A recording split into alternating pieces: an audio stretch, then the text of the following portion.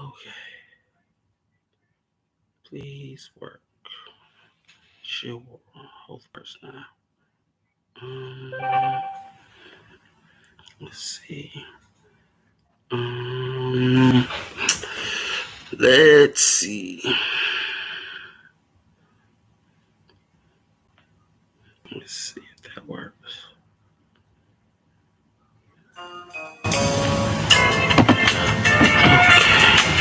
Boom, boom, boom, boom.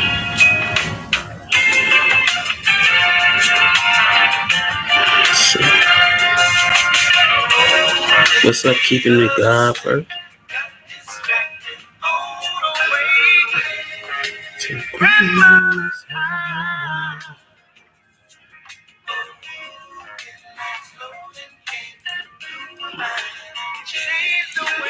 Wait a second. Okay, there we go. Lost in time. Alright. Technical difficulties. Apologies. But peace. Sister Kashia, peace chief. Glad we got that settled. Oh, see. Oh, you know, we taking it home and we playing the steppers cuts. We, you know, you gonna get that feel, you know what I'm talking about, because we keeping it player. And we just doing nothing but steppers. You know what I'm talking about. Peace, brother Chris, how you doing? Peace, Max. My name is Precious. You know, peace to your Precious. You know what I'm talking about. Now that we got that, got that out the way. You know, turn down. Okay. So, peace, Sister Manira. Shalom. Anyway, today we're talking about Judas and the Black Messiah, and it just came out earlier this month, and for those who don't know, it's about, you know, basically the Black Panther chairman from Illinois, based in Chicago, Fred Hampton. You know, when this movie came out, I was so determined not to watch it, right? And then my friend from Cali was like, "You need to watch it." I was like, "Man, I don't want to watch it because, you know, it'll give me about feelings." You know what I'm saying? Because when I was introduced to, you know, Fred Hampton and Black Panthers, you know, in Chicago, you know, I remember getting a oh my, no problem, yes sir.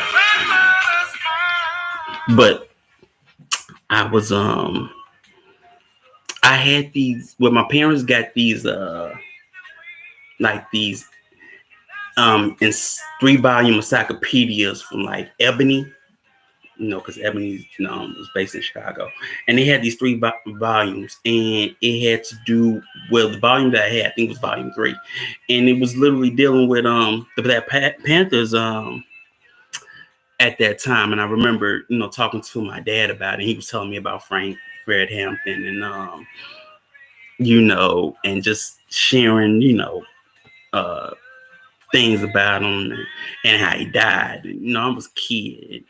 And for me, you know, at that time, you know, it was something that bothered me. And so, you know, you never forget.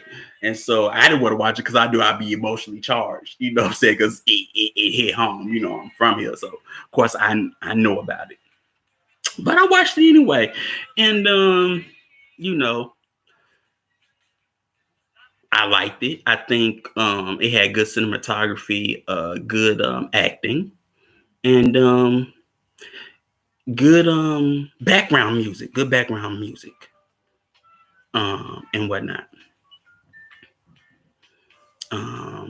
It had good background music, and so we gonna get into it now. You know, at the start of the movie, you see for sure. You see basically Bill O'Neill giving his eyes on the prize interview. And it's funny that it's eyes on the prize because I remember as a kid, the only two ways you could actually get eyes on the prize was either renting it for Blockbuster or actually, calling the commercial number that they had and actually buying the series on VHS, man. And I used to always see that commercial late at night. You know what I'm saying? And it didn't have the song "Keep Your Eyes on the Prize" and whatnot. And so that's how the movie starts out, right? And then you have a Black Panther montage, with a poem, which I liked. You know what I'm saying? And you have Angela Davis talking, and after that, you see Shalom, Sister Deidre, how you doing? And then you have basically J. Edgar Hoover on the podium talking about that the Black Panthers are the single greatest threat to our national security, and more than the Chinese and even more than the Russians. Now, it's kind of funny that he put, because think about it, this is 68. The USSR got the Eastern Bloc of Europe on lock. You know what I'm saying? The Chinese is under Mao, at this time, and Mao Zedong, and they got the billion-man army on deck. You know what I'm saying? Also during this time, you got Ho Chi Minh, Vietnam is going on. You know what I'm talking about? The draft and whatnot. But it's just funny that he said that, you know what I'm saying? And he's, talking about COINTELPRO and whatnot. And, he talks about a Black Messiah. Basically, the purpose is to eliminate a Black Messiah with the potential to, unite the communists, the anti-war, and the new left movements. Now, just think about that. Think about all the, I guess, left movements or whatever you want to say, at that time, you know what I'm saying? And when you think of, even the title, Judas and the Black Messiah, I think of not just Fred Hampton, I think of a lot of leaders, you know what I'm talking about, and how they were betrayed by those closest to them. You know what I'm saying? For example, Patrice Lumumba, betrayed by, Mobutu. Another one, Thomas Sankara, was betrayed by his number two, and if we just think about here, you got Martin Luther King, betrayed by the people in his camp, and Malcolm X, got informers around him as well, that was working with the NYPD and whatnot. Just crazy, So, but he used the term Black Messiah, you know what I'm saying? Anybody that can unite the left, apparently. So that already tells you that, basically, the FBI or its head director is already telling you that he's with the right, and he must destroy that force that will unite this so-called left and left groups, in the United States or whatever. And like I said, so at the movie we see Bill trying to boost the car, and he's trying to boost the car from, to me, it's you wouldn't do it unless you got really good hustling skills and you could finagle your way out of anything. But he's trying to boost a gang member's car, and the gang that they that the gang he's messing with it's called the Crowns. And he's trying to boost a car well, one of the guys' car with a fake FBI license, right? Or fake FBI badge. And they he walks into Leon's bar or whatever, and they was like, hey man, I already paid O'Malley this month, which already tells you, what I'm talking about. Except for those to turn on their own. I would say, Brother Zach, is a series of things. It's not just the poverty mindset, that could be it, but it's also ego. It could be the arrogance to take the top spot. You know what I'm talking about. You don't want to be in the background no more. You want all the shine and whatnot. It could be a series of things. You want that type of power or whatever. You want to be in the leader's chair. So it could be a series of things, but poverty plays a factor. You know what I'm saying? There's a series of factors that could play into that kind of betrayal. You know what I'm saying? Not just one, if you ask me. Waiting to leave their mark, and they don't want to wait. You know what I'm saying? Because they want to wrestle power or whatever. And they'll do anything to get it. They're not trying to do it through good deeds or with their character. They'll do it by any means they see fit, right? Even if those means mean betraying the people that they say they love or serve or whatever, and getting away with it. I think he will. Okay, so he acts like he's about to take one of the guys that owns the car to jail, right? He was like, "Oh, this car was reported stolen," and this is one reason why I like this movie. He takes the keys, right? And then one of the crowns like, "Hold on, man. Why is a Fed looking for a stolen car?" I like that. That's the realness. You got these dudes that got they got smarts. I'm like, hold on, ain't no Fed gonna come down here for no stolen car. You know what I'm saying? Then he pause out the switch back. Then they about to go get him, and then he runs out, and he ends up still in the car. But one guy, slashes the drop top. You know what I'm saying? And he drives off, but then he's instantly caught by the cops. You know what I'm saying? But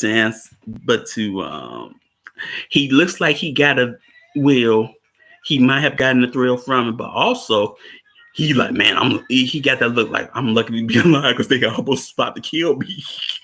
You know what I'm saying? Because you wouldn't steal no gangbanger car and don't think you're gonna get away with it. You know what I'm saying?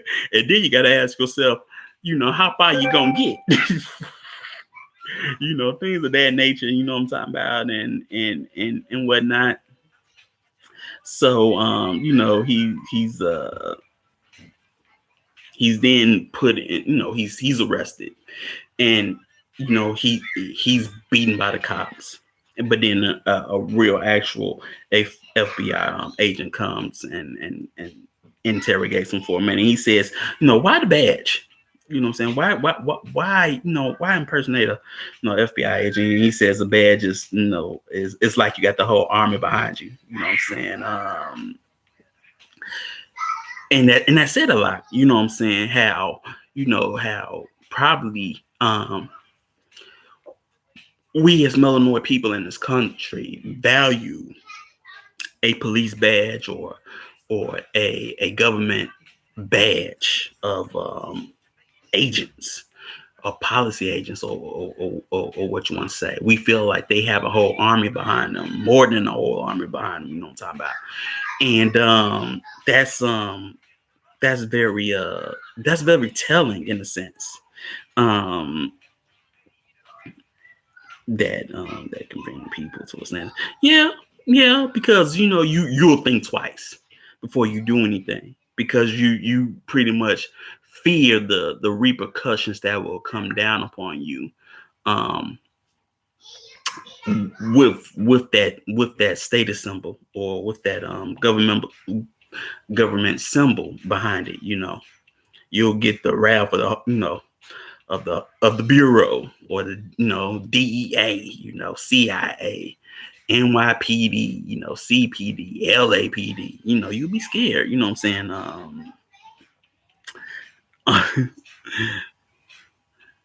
You can't have one hand over the power. Yeah, yeah, but Zach, I agree with you. But then, you know, Agent Mitchell, he asked, were you upset when King was killed? You know what I'm saying? Was murdered? How about Malcolm X? Already at the set, you see that he's probing him. You know what I'm saying? Um, and testing his responses. You know what I'm talking about? Because that was to me a question you asked to see whether or not you can use this person. You know what I'm saying, for your own means. How upset with you? When King was killed, and he's like, man, I don't know, I was a little mad. But that was a setup question.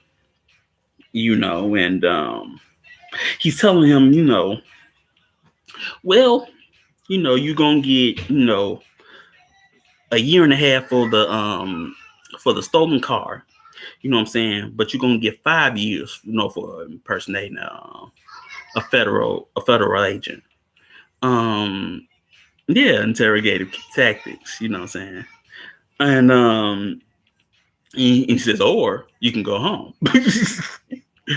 And already you see something crazy, because some of us, you know, scared to do a bid and want to go home. You know what I'm saying? You can do this bid, or you can go home. You already know what Bill chose. But uh after that scene, we see basically Fred and them. He's at a college meeting, and they're talking about the renaming of Malcolm X College, or the renaming to Malcolm X College. Um, for those that don't know, Malcolm X College is on the west side, right?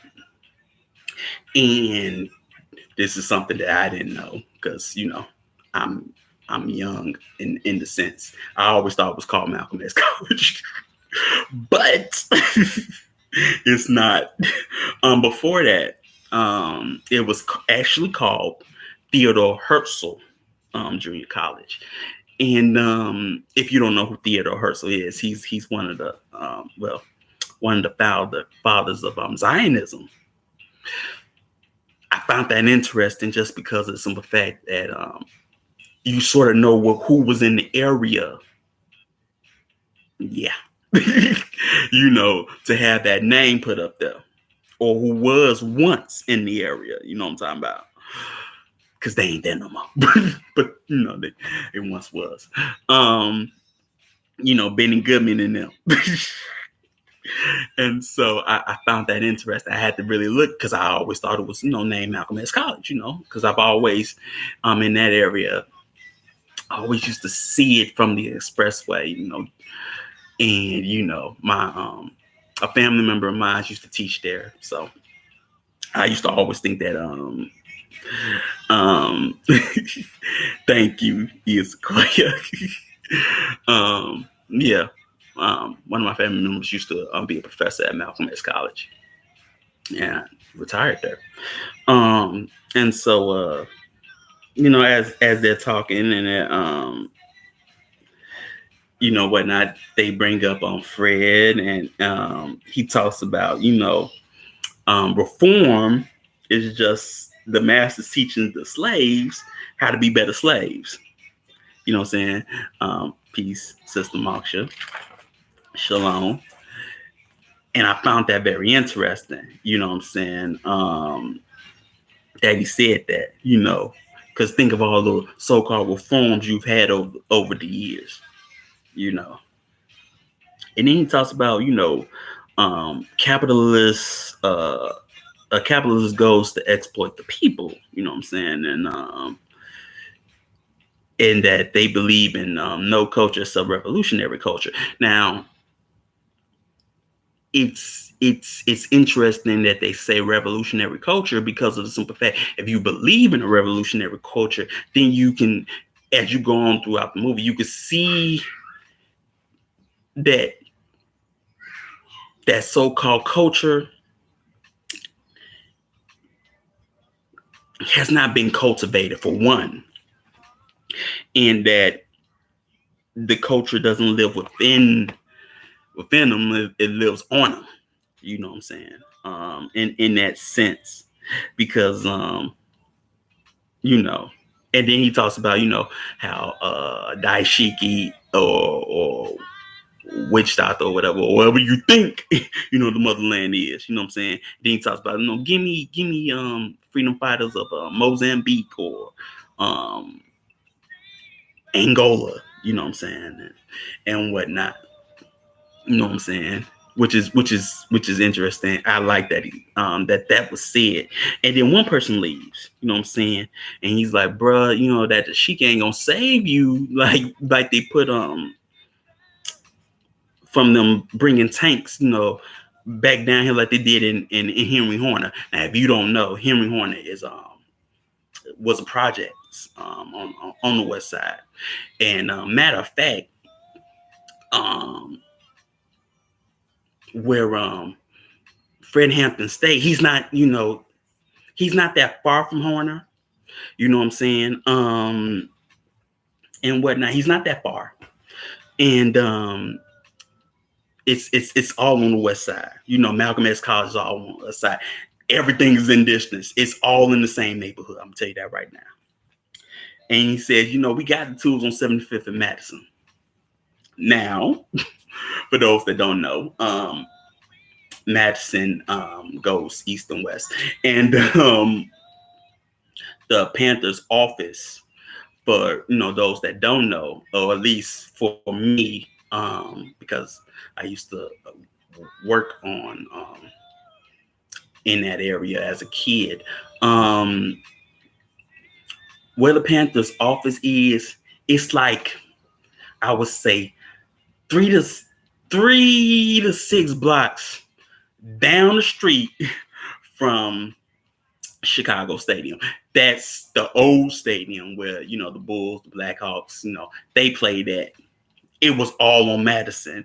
And then across the street, you know, from, you know, the Chicago Stadium, you have Horner Projects.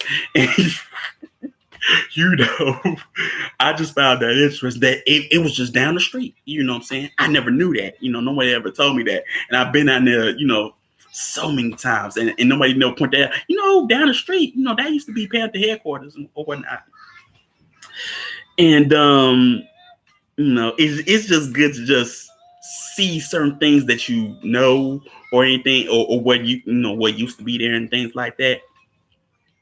I used to tell somebody, you know, some people say they, you know, are so proud of where they from. Well, know the history of your city, you know.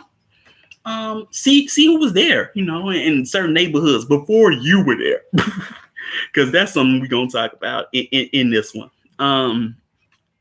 And so this is basically his first meeting, you know, Fred Hampton's first meeting with Deborah and you know, his fiance. And she has do you like poetry? You know what I'm saying? And she also says you know, that you shouldn't they shouldn't use his words, you know, to tear people down just because they show black pride or whatever. You know what I'm saying? She being sassy.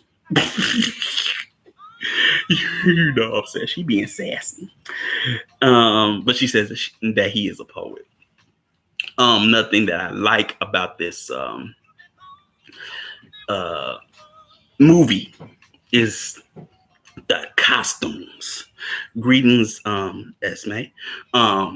Because, you know, every region has their own fashion sense, you know, and during this time, this is so, you know, this is so Chicago's fashion. I'm looking at some of these outfits. I'm like, did they raid my auntie's closet? Did they raid my mama's closet? You know what I'm saying? Because if you look at certain pictures of of your family and how they were during this time or what they wore, you'd be like, huh. So here I am looking, I'm like, my auntie had on that same dress in high school back in the day. you know. So that's another reason why I like it. You know what I'm saying? And after that, you know what I'm saying, they exchange and whatnot. You see a Black Panther class going on, and they talk about, what is war, and then war is a violent conflict between two or more parties, and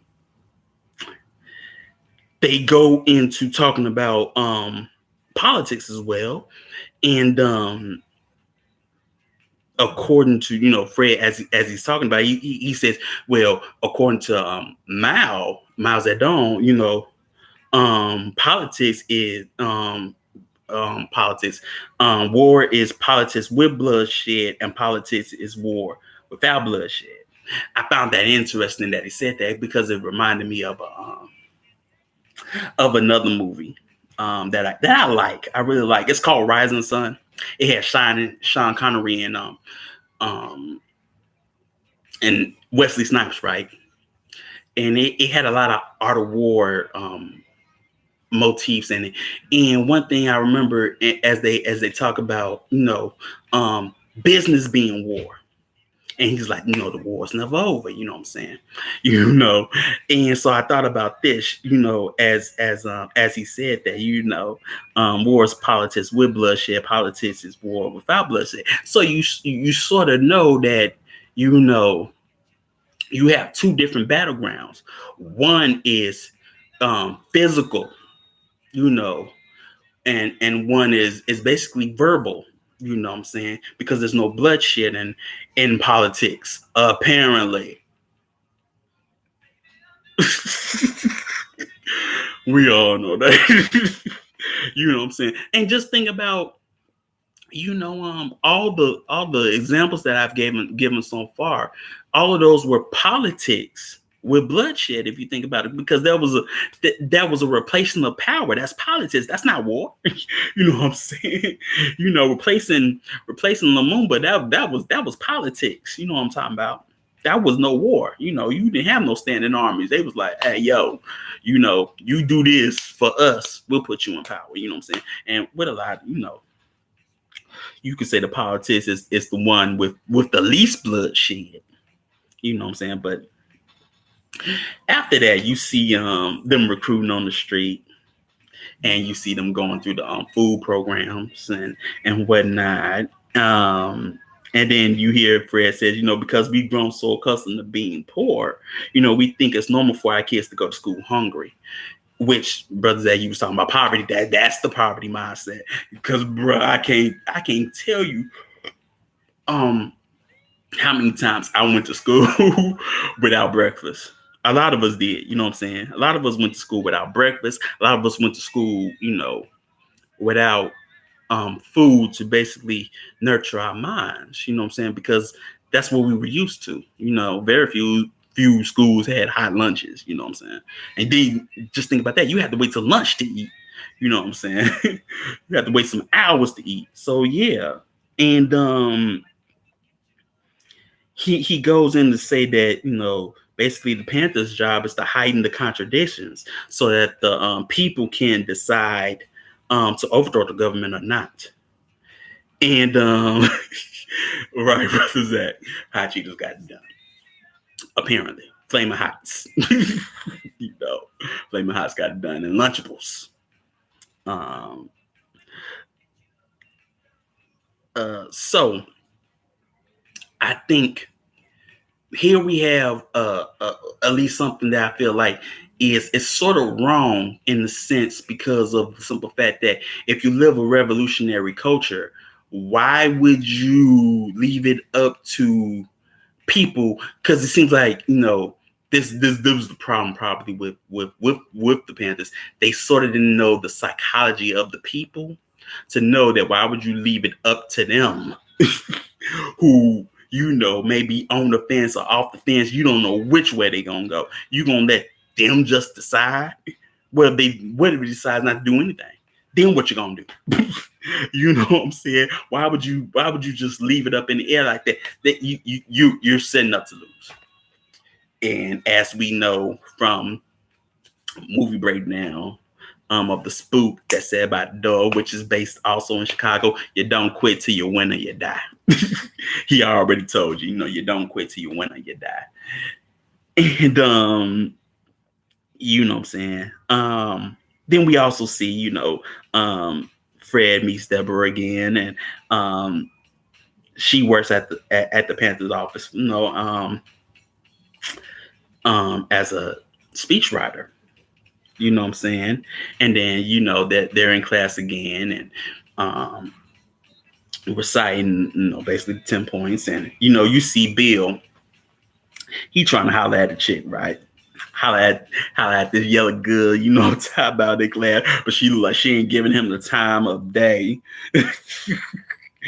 And Fred sees this, and he says, what's basically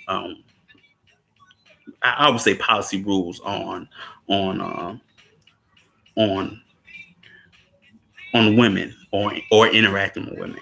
And one of the bros lay it down. He says, don't take liberties with women. And then, Fred says, these are not only your sisters, but also your sisters in arms. You know what I'm saying? Which is a good thing, because some of us should be focused on the mission. And here you got one bruh, he just trying to hit up the chicken braids like, hey, baby, what's good with you? And they go and like, man, I wasn't trying to. Yes, you were. We all know you were. You just got caught. Then he has to do, 25 push-ups, you know what I'm saying, or whatever, And so, O'Neill goes back to Agent Mitchell, and he's like, man, they ain't terrorizing other people, they terrorizing me. You know what I'm talking about? And then he says, Mitchell says, well, what do you need? The Bureau will provide, any amenities that you need. You know what I'm saying? And he says, give me a car. You know what I'm saying? And he gets a car. And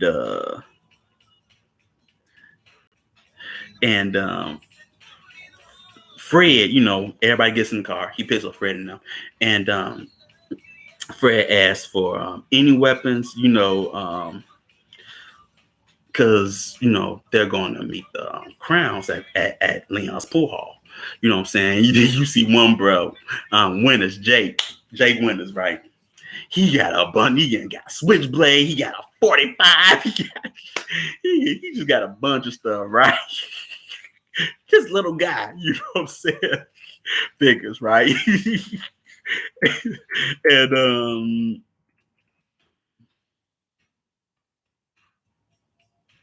exactly. Sister Masha, he couldn't handle criticism or respecting the space. Respect the teachings, and not only respect the sister for doing that. She's trying to soak up the knowledge and be in a safe space. And he is polluting it. Trying to get at her. It should have been a tall tale sign right there, that you ain't really here to learn. You here to spy or whatever. But yeah, they're going to Crown's pool hall, right? And they get there, and now I will say this: in real life, there's no such gang called the Crowns, but I do know that the gang that Fred was meeting up with was Black P Stones, Almighty Black P Stones, Black Stone Rangers. So, and I know for a fact that they wore berets. They wore red berets at that time. You know what I'm talking about.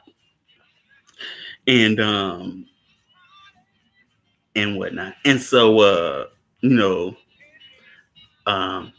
they're handing out flyers, at Leon's, you know what I'm saying? With, and they in somebody else's territory. And they know they in somebody's territory.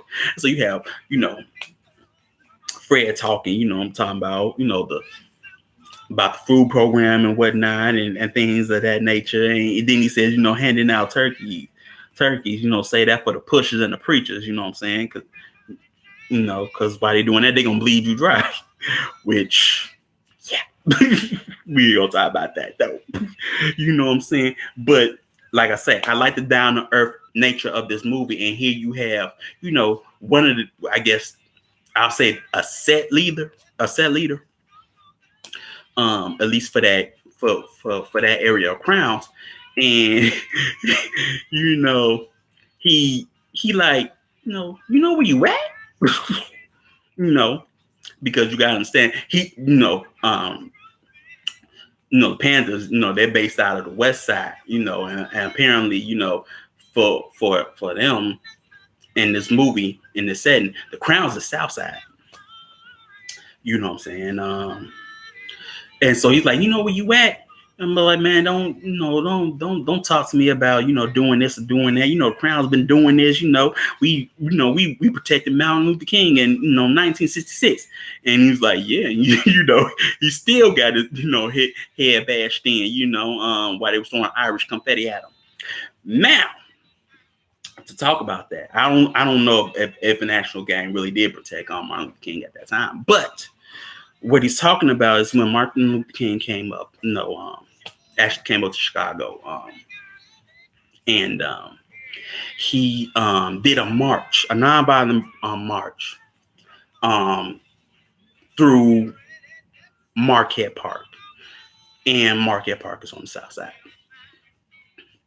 And where Marquette Park is, it's in a neighborhood pretty much called Chicago Line. And then you have like West Inglewood and West Lawn and whatnot. You have to sort of remind yourself that in certain areas, these are still white areas, and not only that, they're ethnic areas. So when I think about that, I'm thinking, oh, the Irish was right there. I remember I remember one time, I was a little kid, and we passed like a few blocks down from basically South 35th, where the White Sox play, which we would call at that time Kaminsky Park, and my dad stopped for something, and I saw all these Irish flags, and I was like, bruh, I'm ready to go. We ain't supposed to be here. We ain't supposed to be here. I'm ready to go. He stopped for some reason. I don't know why he stopped. I think he stopped to visit somebody, but I'm looking at all these Irish pubs and all these Irish pubs. I was like, man, we ain't supposed to be here. We gotta go. Let's go. Let's go back. But yeah, you have all these places where certain white people are, what I'm saying, in the city. What I'm saying? Everything's just not complete, You have all these different ethnicities that live in these certain neighborhoods that you do not go to. Not if you know what's good for you, but it is what it is, especially during this time. You know what I'm talking about? Especially during this time. You know what I'm saying? And that's sometimes why you have to know the history of your city, because of the simple fact that you don't know who was there at that time. You know what I'm saying? And in that area, poor white folks, were there. You know what I'm saying? Poor ethnic white folks. You got your Italians and your Irish and things of that nature, and your Polacks and your Poles. You know what I'm saying? Polish descent and whatnot. So after that, he's about to go down, and then here go Bill. He's like, "What you want? What you want?" He waving the pool stick around all crazy and whatnot. And then he's like, "Man, we gonna go, man." But he's like, "Yo, tell the big man that we want to sit down with with the leader, leader of the Crowns. You know what I'm saying, and talk it over." So they get in their car, and And then he says, if basically if the Stones, the Crowns, and the Disciples fighting under one revolutionary army, think about that.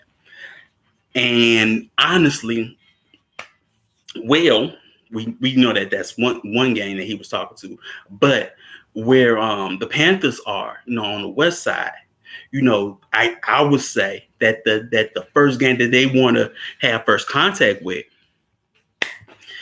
since they in the area and they, ground zero, they want to have contact with the vice lords, because they West Siders, especially at that time, and they're big. There was a bunch of them at that time, and they were doing a lot of things during that time as well, and whatnot. You know what I'm talking about? And they sort of give Bill the name Wild Bill because how it was acting. You know what I'm saying? It did. We see Agent Mitchell have Bill over his house for I guess for dinner or barbecue. You know what I'm saying? And what's interesting, I also like about that is the simple fact that the inside is a typical, old, 50s Chicago house. I'm used to seeing, that type of staircase, up and down with the steel, the iron railing or whatnot. And that was interesting to me. And he's talking to, Agent Mitchell. And one thing, it sort of goes back to his Eyes on the Prize interview, where he's like, this guy was a role model to me. When we didn't have many role models. I mean, we had Malcolm X, we had Martin Luther King, and Muhammad Ali.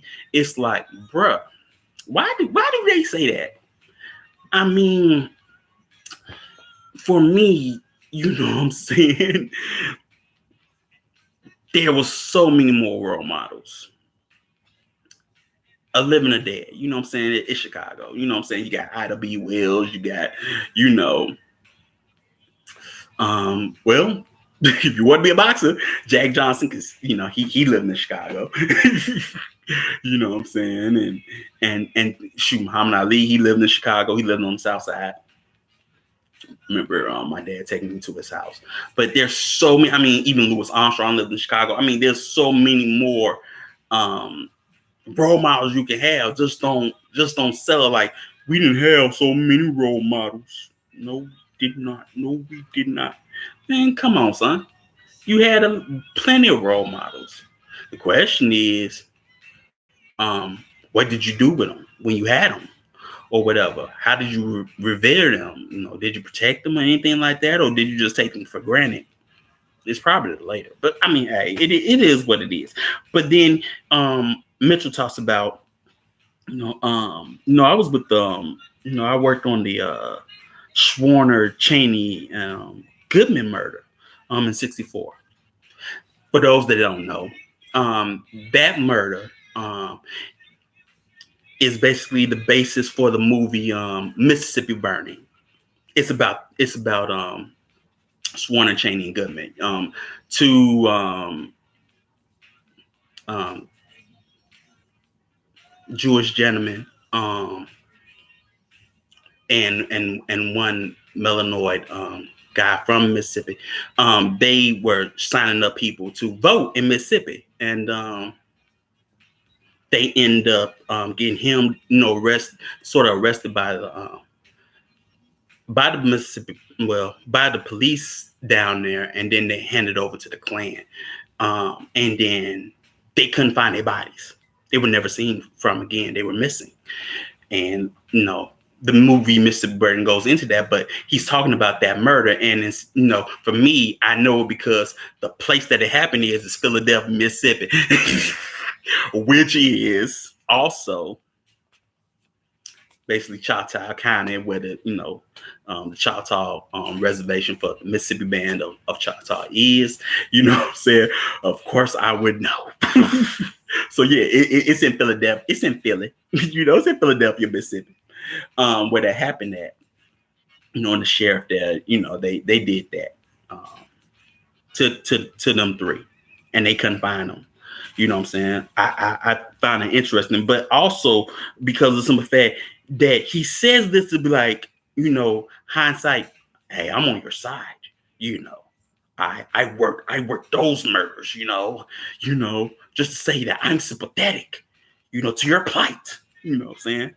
It's just these kids, they were trying to get black people to vote, and I worked on that. So, hey, I understand. You know what I'm saying? He says, that the Panthers and the Klan are one and the same. You know what I'm saying? Then he says to him, that you can't cheat or shoot your way to equality. And here I am like, oh, like, oh, like y'all didn't cheat and shoot y'all way through a bunch of stuff. Y'all didn't cheat certain people out they land or shoot them. You know what I'm saying? Oh, no, we ain't gonna talk about that. That rule is only for them. It's in the manual. I keep on talking about the manual. That's part of the manual. We do whatever we say, but when it comes to y'all, we gonna tell y'all, no, y'all can't do that. That ain't the right way. It's in the manual. It's in the manual. But I find that funny that he said that. You know what I'm saying? And then Bill asked, how much money do you make? And he doesn't answer him. He's like, it's a living.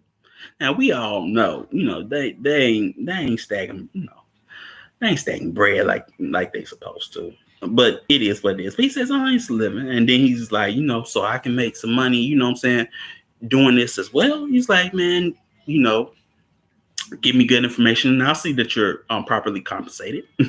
You know what I'm saying?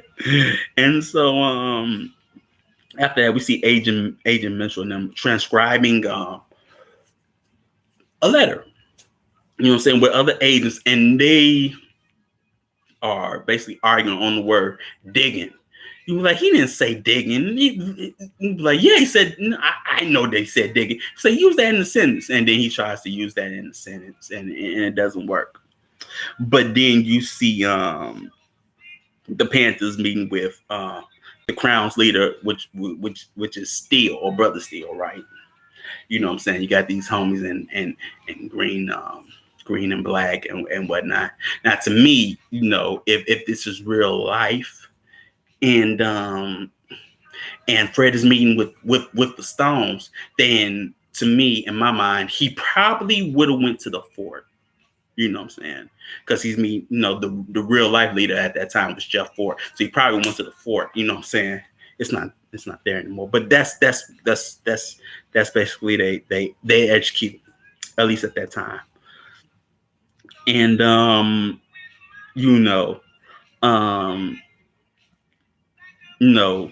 Fred is talking, you know what I'm saying, and it's like, what can we do for you? He's like, what can we do for this other? And he's like, this.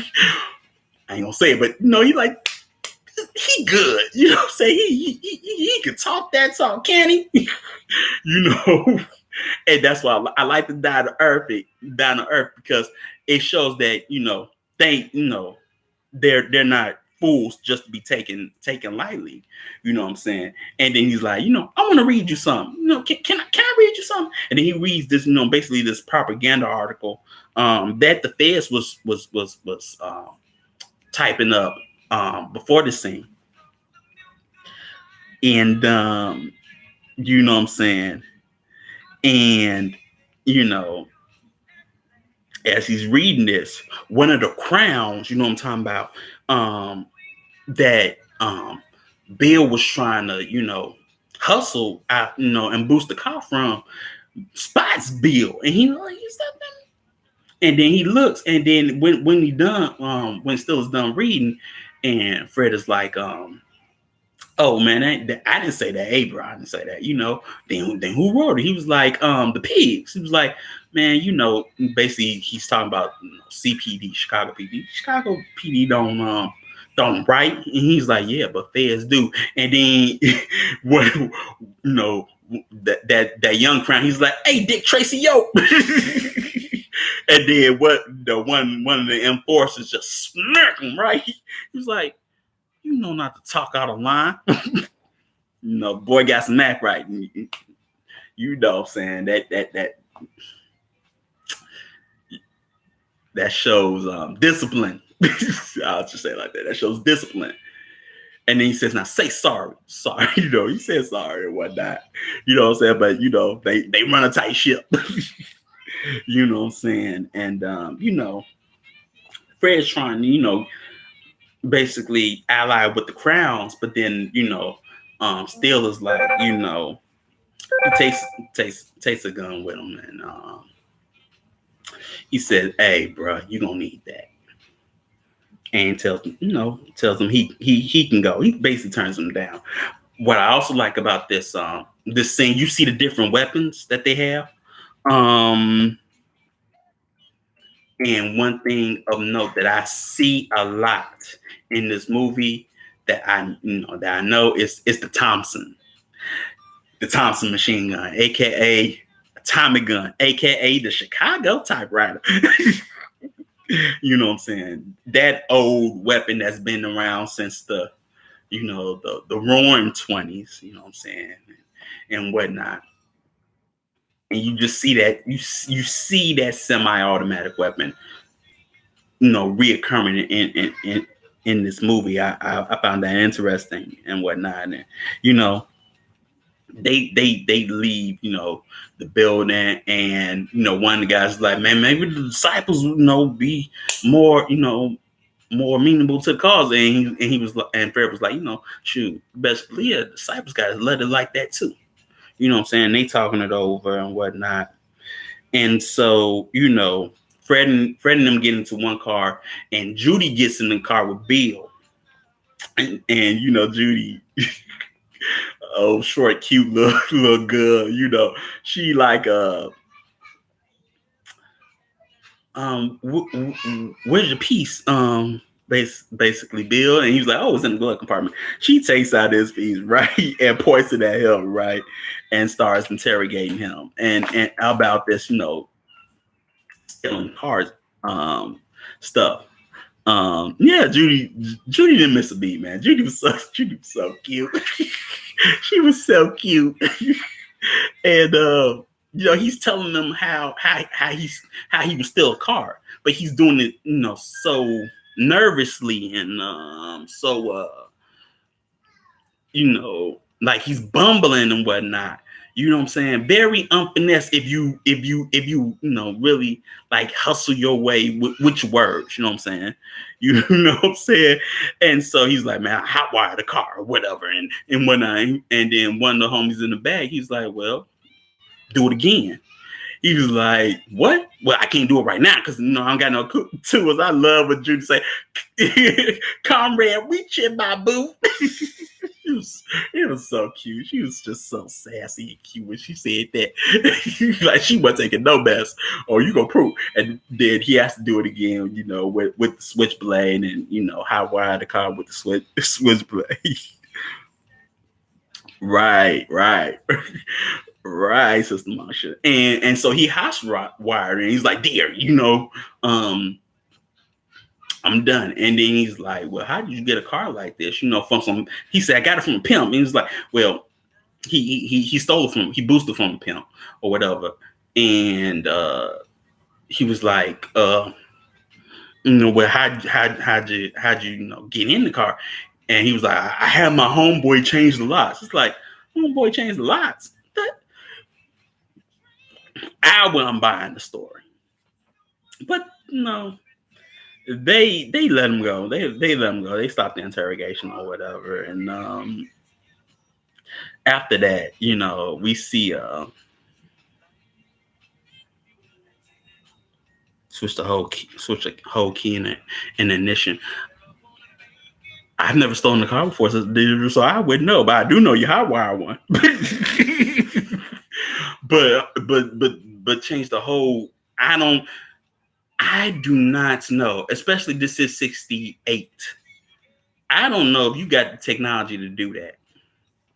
You know what I'm saying? I doubt that you have the technology to do all that, change a lock, and then you're still in the car and you're on a time, you're on a time frame. You got so much time till somebody realize somebody's trying to steal your car. You don't got time to change no dang on locks.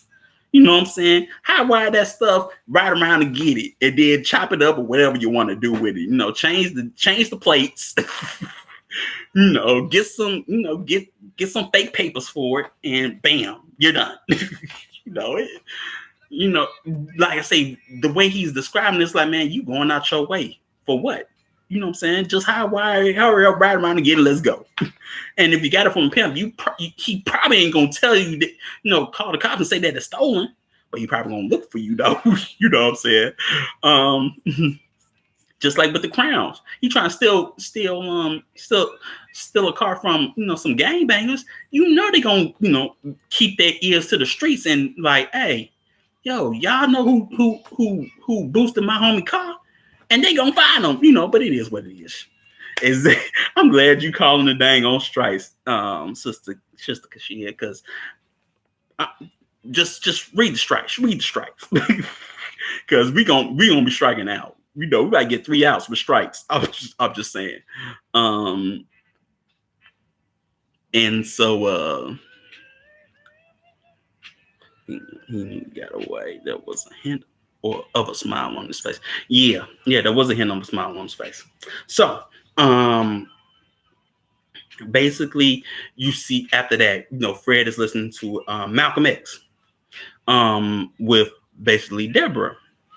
And for those that don't know, that the recording that she's listening to is the Ballad of the Bullet. Malcolm X speech, the Ballad of the Bullet. The only reason why I know it is because I listened to it myself. I listened to the Ballad of the Bullet and Message of the Grassroots so much. Because I when I actually found them one time, I've never heard, besides documentaries, Malcolm X, just snippets of his speeches, but here was a speech that I could actually listen to, and more than one. So I listened to it so much, man. I listened to it so much. You know what I'm saying? And he's talking with Deborah, and she's talking about his black, Malcolm X's Black Revolution speech, and then you see Fred Hampton imitates Malcolm X. And I thought that was just because of the simple fact that I thought about it, and I was like, you wouldn't have to really imitate Malcolm X because he's from Lansing. Basically, to me, people from certain areas or certain regions practically all got the same accents. And because he's from Michigan, what I'm saying, you would think he had the same accent pretty much like us. You know what I'm saying? But I thought about it and I was like, maybe he took hold to that Boston accent because the way, Fred was talking, he's talking like he has a Boston accent, or Massachusetts accent. You know what I'm saying? So I found that interesting, but they're reciting, the speech together, and then he asks her if she wants some coffee and whatnot, and then they act, nervous and shy, like, young people do, at that time or whatever, and then they kiss, and but like I say, like I said, once again, I like it for the costumes because I like what Deborah has on, because like I said, it looks like she raided my auntie's closet or my mama's closet. But after that, Fred goes to meet the preacher man, or a group called the Young Patriots, right? Now, and he's like, these the same cats that threw a brick or a bottle over on Martin Luther King's head. Now, first off, I just told you that the march that happened at that time, it happened in the Southside neighborhood, and it happened in Marquette Park. Where they went, realistically, they went to the Young Patriots was based in a North Side neighborhood. Well, more than one. A North Side neighborhood called Irving Park, Ravenswood, and things of that nature. And if you don't know where that's at, it's not that far from Wrigleyville. Of course, I don't know because I used to work there too. But it's interesting that they were based in Irving Park and Ravenswood in that neighborhood, in that area, because for a long time I never went past Clark, but I do know, and I even got this from a dang on newspaper at one time, because when I started going to that area and I was grown and when I was full grown, And it's a cool neighborhood, but I found out that was the white hood. At one point in time, it was like that was the white trailer park, whatever you want to call it. It was the white hood. I was like, this nice area right here. But it was actually, the white ghetto at that time. And that's where he went. He went up north. He went to the north side. You know what I'm saying? So like I say, it's not that far from Wrigleyville. You know what I'm saying? And he's talking to not just the preacher man and whatnot, and they got the Confederate flag. For those that don't know, let's talk about it. That is the Confederate battle flag. The actual Confederate flag, for the was completely different, but that was the Confederate battle flag. For those that don't know, but the stars and bars, as they call it. But it's like this is about our Southern heritage. You know what I'm saying? And then one guy talks about, when I see that flag, I see my people's getting hung or whatever. And one white guy says, my people never did none of that. My family was sharecroppers. Basically getting sympathy, whatever, So what if your family was sharecroppers? I mean, look, even if you was a sharecropper and you were poor and impoverished, you were still glad you was white and you wasn't. You know what I'm saying? That's also in the manual. No matter how poor you are or how bad it gets, be grateful for your white skin, because you could be one of us. But hey, it is what it is. You know what I'm talking about. That's But he's talking about he's they're talking about that, but then he's like Fred's like, what if the overseer joined the slaves to cut the master's throat? You know what I'm saying? Then he talks about, I bet y'all got poor education yourselves, you know what I'm saying, and poor living conditions and whatnot, and this building set on fire, what would y'all want? Fire and escape. I mean, water and escape. Yeah, complexion for the projection. And he was like, if you ask me what my culture is, it's water, water and escape. And so also basically you see Fred goes to talk with the Puerto Ricans. The actual people he went to go talk to were called the Young Lords, right?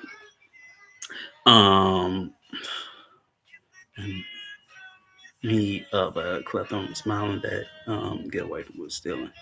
Yeah. Do the whole Mobina. Like those guys. I bet Sister Kashia, there's a bunch. They usually be in, civil war reenactments and things of that nature. But yeah. But he goes to see the Young Lords, Puerto Ricans, which was interesting for me because of the simple fact when I think of the Puerto Rican neighborhood, Humble Park. I was thinking Humble Park, right? The birthplace of don't matter. But I think of Humble Park when I was like, oh, Puerto Ricans, that's Humble Park. I was wrong. Apparently, at one time, the Puerto Ricans lived in a neighborhood called Lincoln Park, which is also North Side. To me, Lincoln Park it's like the mile. It's like the Gold Coast mile. It's right on the lake, right? And for me, I'm younger, so I'm like, ain't no Puerto Ricans up there. You know what I'm saying?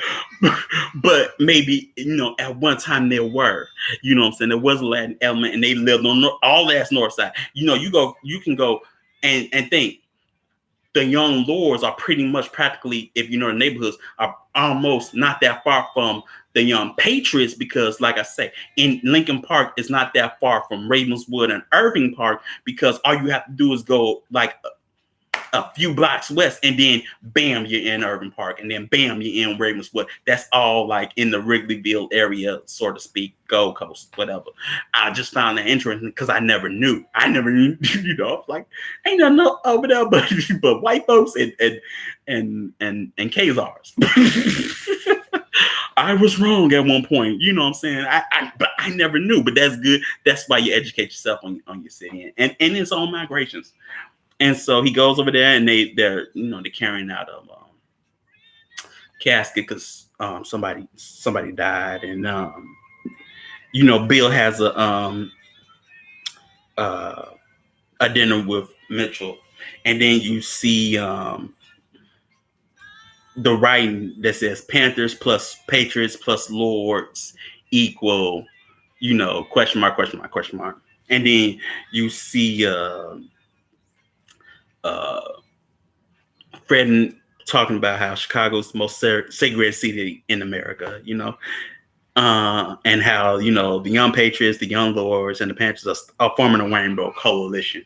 You know what I'm saying? But for me, when I think of rainbow coalition, now you see who he stole it from. Ain't that right, messy? He just messy. But I didn't know that. You know what I'm talking about? I literally thought he created it. I guess not. Now I know who really did. But it is what it is. You know what I'm saying? But speaking on that, look, Fred ain't lying. Chicago is the most segregated city because it's segregated by ethnicities and just a bunch of stuff. And, like I said, there's some places that I've never been in Chicago. You know what I'm saying? Like I was talking to Brother Chris, and he was telling me, I know he posed the question to Baba Heru about this O-Block. Like, where's that at? And then, he gave me an art. I'm like, oh, I know where that's at. I ain't never been there, but I know what you're talking about. You know what I'm saying? There's just some places I've never been to Humble Park, but I know that's what the Puerto Ricans like. No, that's like, there was just some places like a Polish neighborhood that I would go to hang out with certain people from Louisiana. I would never even thought that I would ever go there in life because I've never been. And when I first got there, I was so nervous because, it's foreign territory for one. But because, Chicago's so segregated, there's just some places you just don't go, and it was just interesting that was said because it's literally true. There was just some places you've never been before in your life, you know what I'm saying, and whatnot. And so that was interesting. And then they go with the basically the speech is a little bit more, about how one of the Puerto Rican guys got killed by off-duty police officers, and young boys caught him and expected justice, and that sort of didn't happen, you know what I'm saying, and whatnot. So they was having a protest about that, you know what I'm saying. See, the Boston's like that too, yeah, because from what I know, all of us is in Roxbury, apparently. But that's the only one I know. And then you got Southie. That's where apparently, the Irish is. You know what I'm saying? And then what? What is it? Pleasant Grove or Pleasant something? Well, all them Italians are segregated. You know what I'm saying? Boston. Interesting. You could go. Any city, in the U.S., you could just tell who's there and whatnot, from L.A. to New York to anywhere. So it's just not Chicago. It's every city. You know what I'm saying? Every city is pretty much like that. And so after that, what I'm talking about, you have basically the summer of '69, and Fred is arrested for taking $70 worth of ice cream, and he apparently gets 2 to 5. apparently real life. That's true. But it was said that he took it from a good humor truck out in Maywood. If for those who don't know, Maywood is like a suburb. That basically a northwest suburb. Because you hear it in the story more than once. It's not a neighborhood of Chicago, but it's like a northwest suburb that's on the outskirts. I've never been. See, I've never been there. but they mentioned it more than once. You know what I'm saying? But anyway, that is what it is. But they said that he robbed a good humor truck out there in Maywood or wherever and got 2 to 5 for it. You know what I'm saying? And Bill, it goes back to Bill Eyes on the Prize interview, and then he talks about how basically membership for the Black Panthers came down once basically Fred went in jail, and then he was promoted to security captain. You know what I'm saying? And he meets George Sims, from a Black Panther chapter out in New Haven, Connecticut. The other thing, I never thought there were, for a long time, I never thought, there were, Melanoid people in certain states, especially on the northeast coast, until I actually met people from there. That sort of shows how segregated, there are just certain states like Vermont or Maine and things like that. I'm like, ain't no Black people up there. And Connecticut was one. And so I actually met people from there, very interesting, you know what I'm saying? And Delaware. Man, I never would have thought. But that just goes to show the thinking, you know what I'm saying? Yeah, we thought we was going to see justice. Yeah. We thought we were going to see. No, you weren't going to see justice. I mean, it's the police. We go, look, same thing happens today. You know what I'm saying? And the thing is that these movies are sometimes seen as entertainment, but bruh, this stuff literally happens and it's still happening. This ain't entertainment. This is real life. You know what I'm saying? This is real stuff going on. But you can play like it's entertainment or play like it's just all fun and games until somebody get popped and then nothing happens. No justice or even happiness occurs. You know what I'm saying? But after that, you know what I'm saying? Like I said, he meets George Sims, and he's a security captain from New Haven, and they're talking about how they called a rat at basically an informant at New Haven. Like I said, what I like about this is down earthness. Like homie that plays George Sims, he gives off the aura that he's from the East Coast. You know what I'm talking about? He gives off that aura. I'm like, yeah, I can believe it. That to me, that's good acting. You know what I'm saying? When you actually think that somebody is from, yeah. The way you dress, yeah. You know what I'm saying? And O'Neill's pumping all back. I would have did this. I would have done that. I would have done. He talking all big and loud and whatnot. And to me, it was like, if you looking how he talking, and these kids or whatnot, because they're young, these youth, you know what I'm saying, these young adults, they're from the streets. You would look at his mannerisms and be like, hey, bro, look at him, ain't he posing? Ain't he adding on a little bit too much? You know what I'm saying? Something ain't right about it. He telling us what he gonna do, but you don't need to say nothing. You just do it. Why is he pumping on hard for this? Like he really gonna do something. You know what I'm talking about? Now in that saying, you see everybody ain't even like that. They just laughing it off and pretty much quiet and just laughing about it. But he like, I would have done it. Y'all look, y'all didn't have me there. I'm like, man, you already see. You know what I'm saying? But yeah, you know the type, sister shit. You know the type. Loud a motorbike, but wouldn't bust a grape in a fruit fight. You know what I'm talking about. And so O'Neill goes to Mitchell and asks who knows about him and whatnot, because he's worried, you know what I'm saying? And he talks about George Sims and how they had him housed up in the Panthers HQ office and whatnot. And then Mitchell goes back to his superiors and finds out that Sims is an informant, and that's what he does. You know what I'm saying? He goes to certain Panther offices or headquarters in certain states, and then basically the feds can write up a warrant. You know what I'm saying, to say that the Panthers are harboring a fugitive, and then raid the office. What you got to give them is a smart tactic. That's a smart tactic right there. I mean, this how we're gonna do. You got to give us one. You got to get credit where credit is due. If you're going to do espionage, you look. Path of least resistance. That is smart. You're gonna use the law and everything to your advantage.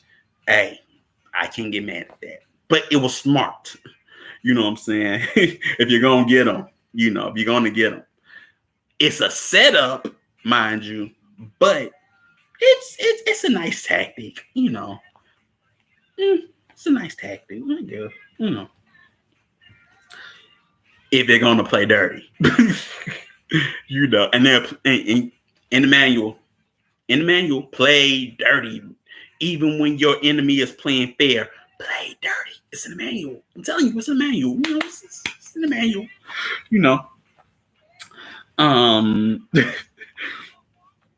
So after that, Mitchell got this like stunned look or whatever. But that happens, and so we see the office has been raided, and then Bill is kicking up so much smoke. I mean, like for real. So I'm like, there's a rat. You know what I'm saying? And we need to smoke him out. How they know this? How they know that? And they like, yo, chill, bruh. I mean, what are you talking about? Yo, man, this. I mean, he's just so loud. You know what I'm saying? And it's just amazing. And he was like, man, y'all better wait. Y'all better find New Haven's bad. He talking big. Look, he's talking big and bad. Like, bro, chill. Sister Kashia with the strikes. Thank you. I'm glad you counted them out. Yeah, what they stole, You can already tell, that he ain't about it. You know what I'm saying? And repeat the cycles of abuse and reward. Kill them, then give them some sort of relief. False laws or dancing cops eases their mind. Yeah, exactly. You know what I'm saying? And so he leaves and he sort of like sheds a tear or whatnot and snickers or whatever and whatnot. And it is what it is with that one. And Fred writes Deborah in prison and whatnot. And you see what he's going through in prison. He gets beat by the cops, and you see that the cops are messing with inmates. One they tied up to a chair, and they had barbed wire wrapped around his stomach, and then they carved in his chest rabble rouser, and they beat him. You know what I'm saying? He's looking at all of this, and he's like, man, I could recruit from jail. You know what I'm saying, and whatnot. Because these bros know what's up. You know what I'm saying? Because they see it every day in prison. And I was like, that's a smart tactic. You know what I'm saying? It reminded me of another movie. Taking it to LA. Yes, of course, probably know this movie better than anyone, called Blood In, Blood Out. And it's basically about the Mexican mafia and how they recruited from, prison and whatnot. And, it's like, we going to start chapters in prison and whatnot. It made me think of that, you know what I'm saying, recruiting in prison and whatnot. And, But yeah, he writes her, but then she sees that there's nothing in the letter, basically the envelope. And that's because the feds intercepted it, and then they're copying it. You know what I'm saying? And so at that time, Jimmy, who also is a Panther, he's confronting some Chicago cops that's messing with basically some black men basically in a store that looks like a deli, and one of the cops pull a gun and shoots him, and then he shoots the cop and kills the cop, and then the cop shoots him again and whatnot. You have not? You're a West Coaster, but it's okay. It's okay. But it's called Blood In, Blood Out. It's a Mexican movie. Like I said, and it's about about the Mexican mafia and this guy in prison and whatnot. Bunch of. I used to watch a bunch of Mexican movies at that time about Mexican gangs and whatnot, and that was one of them that I watched. Then it was American Me, and then Mi Vida Loca and things of that nature. But yeah, and so Jimmy lives, but after that you see Winters, Jake Winters, he goes to visit Jimmy in the hospital, and he can't see him because the cop is guarding the door, and he's like, man, you can't see him, and he's like, well, can I leave him these books or whatever? He's like, no, you can't do that. You know what I'm saying? And then Jimmy is reading a poem, and then Jake is reading a poem, and then Jimmy says, Winters, you know what I'm saying? You okay, man? He's like, man,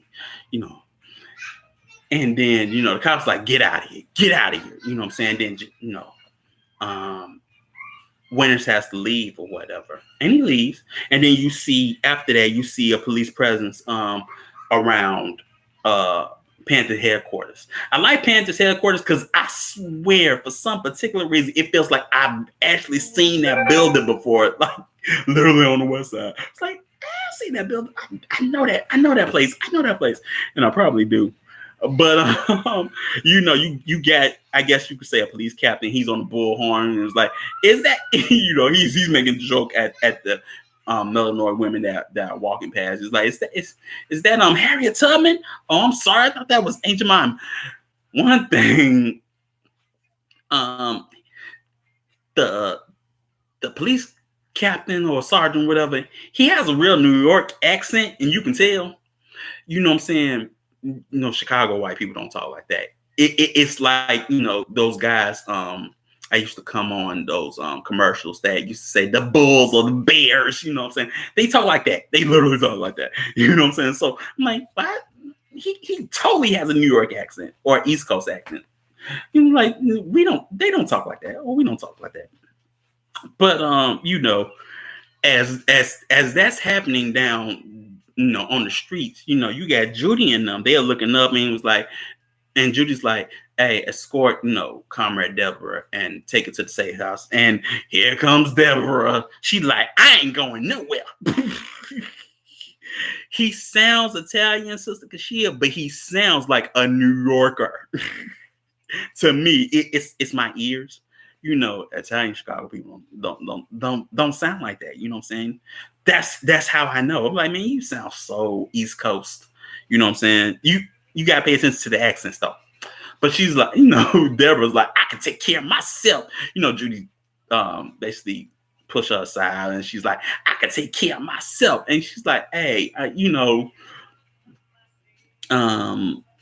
can't think of just yourself because, basically, she's pregnant. You know what I'm saying? And Judy asks, does he know? You know what I'm saying? And and apparently he doesn't, you know what I'm saying? And she's like, you're going through a lot. You got to get out of here. They take her out or whatever. And then, Judy, you know what I'm saying? And a few others, you know what I'm saying? Basically, they get they shotties or whatever, and, get ready for battle pretty much. And, they got the windows open and everything. And Judy, ready to go to town. But then you see O'Neill's like, I'm going to cover the roof. I'm gonna cover the roof. And she's like, O'Neill, where you going? I'm going to the roof. When they call for backup, and they will, you're gonna be glad that I'm on the roof. Just like he like I'm a guard the roof. The roof. When he said that, it seemed plausible, but the way he said it, you could tell homie was like, man, he tried to dip. He tried to leave, you know what I'm saying? But he gonna say, I'm a guard the roof. I'm a guard the back, no. That would have been more plausible because somebody got to guard the back. Exactly, rats on the roof, grimy. Exactly. So he does go to the roof, but while Judy got her shotgun lined on the cops on the street, they see O'Neal on the roof, and then they like, sniper. You know what I'm talking about. Mind you, O'Neal got a shotgun. That's not a sniping weapon, but it is what it is. I mean, whatever. Semantics. I ain't gonna talk about that. And then they start shooting. Then the shootout ensues or whatever. And then you see Judy, she little self, she shoot with the shotgun. I'm not saying women can't shoot shotguns, but she's shooting a 12 gauge. It is wooden and whatnot. And they would have gave her a little, they're different types of shotguns, but a shotgun like a woman can really carry, and I would have believed it. But I mean, I'm worried about the recoil messing up her arm or something. She's gonna push her all the way back. Little short self, short skinny self. And as the shootout is happening, you see basically O'Neal, like we said, beelines to the door after that, and Judy and them and the guy with her, they shooting, but then one homie gets wounded, and then they surrender. You know what I'm saying? Yeah, strike 5.5. Thank you. And well, and like I said, you don't quit till you win or you die. And they just gave up. They just quit. They surrendered. You're supposed to be all revolutionary and militant, but you gave up after one shootout. And it didn't stay, you can't do that. You know what I'm saying? You keep on shooting until you don't have no more in the chamber. And even then, you get out your bow and arrow or your knife or whatever, and then you charge the enemy or whatever, because you ain't going to jail. You don't quit till you win and you die. And those are your options. You know what I'm saying? Because already know your foe. They ain't going to show you no mercy after this. But they surrender, and then they're arrested. And what was interesting that I would have to say, because you can call this a strike.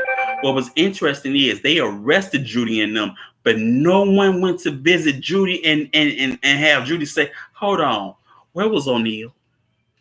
He was supposed to be guarding the roof. Where was he? No one asked questions. I mean, no. I mean, you would think, you know what I'm saying, somebody would have went to go see Judy or the other guy and asked, where was O'Neal? O'Neal was supposed to be guarding the roof, and he didn't have our backs. He didn't shoot one bullet. He didn't shoot one slug. Where was O'Neal? Where was O'Neal? You know what I'm saying? How did he make it out there and then get arrested? Logical questions. But hey, it is what it is.